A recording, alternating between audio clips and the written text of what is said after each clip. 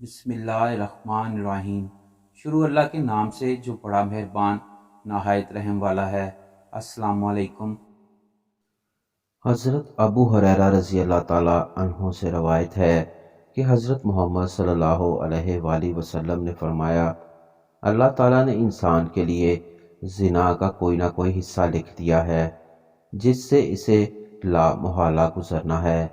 پس آنکھ کا زنا غیر محرم کو دیکھنا ہے، زبان کا زنا غیر محرم سے گفتگو کرنا ہے، دل کا زنا خواہش اور شہوت ہے، اور شرمگاہ اس کی تصدیق کر دیتی ہے۔